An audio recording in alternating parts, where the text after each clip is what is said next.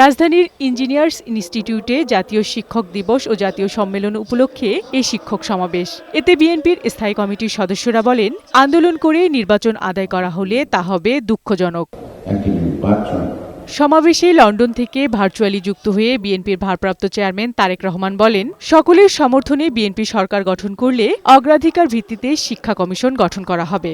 রাজনীতির ক্ষেত্রেও গুণগত পরিবর্তন আনা হবে। বিএনপি রাষ্ট্র, রাজনীতি এবং রাজনৈতিক দল সংস্কারের উদ্দেশ্যে বাংলাদেশের পক্ষে সকল গণতান্ত্রিক রাজনৈতিক দলগুলোর সঙ্গে পরামর্শ করে জনগণের সামনে ৩১ দফা সংস্কার কর্মসূচি উপস্থাপন করেছে। আওয়ামী সরকার সংবিধানকে দলীয় সংবিধানে পরিণত করেছিল অভিযোগ করে তারেক রহমান বলেন, বিএনপির ৩১ দফার সাথে সংস্কার প্রস্তাবের তেমন কোনো পরিবর্তন নেই।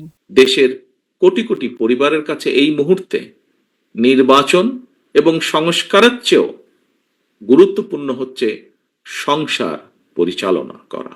এমন পরিস্থিতিতে কিন্তু জনগণের অনেকের মনেই প্রশ্ন ওঠা স্বাভাবিক, তাহলে কি সরকারের কেউ অন্য কোনো ইস্যুতে বেশি মনোযোগী, নাকি সরকার পারছে না? বিএনপি নির্বাচন এবং সংস্কার দুটোই চায় জানিয়ে তারেক রহমান বলেন, যে কোনো নতুন দলকেই স্বাগত জানানো হবে। কেউ যদি জনগণের অধিকার প্রতিষ্ঠায় নতুন রাজনৈতিক দল গঠন করে, অবশ্যই বিএনপি সেই উদ্যোগকে স্বাগত জানায়।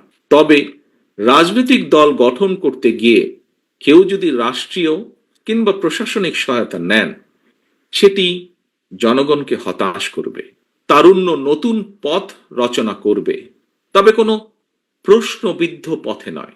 পথটি অবশ্যই হওয়া উচিত স্বচ্ছ এবং স্বাভাবিক। ছাত্র জনতার আত্মত্যাগের বিনিময়ে উদার গণতান্ত্রিক মানবিক রাষ্ট্র তৈরির যে সুযোগ তৈরি হয়েছে, তাকে কাজে লাগাতে বাংলাদেশের পক্ষে সকল শক্তিকে ঐক্যবদ্ধ হওয়ার আহ্বান জানান তিনি। অযাচিত ভুল বোঝাবুঝির কারণে যাতে একটি গণতান্ত্রিক বৈষম্যহীন মানবিক বাংলাদেশ প্রতিষ্ঠার সুযোগ হুমকির সম্মুখীন না হয়, এ ব্যাপারে আমাদের অত্যন্ত সতর্ক থাকতে হবে।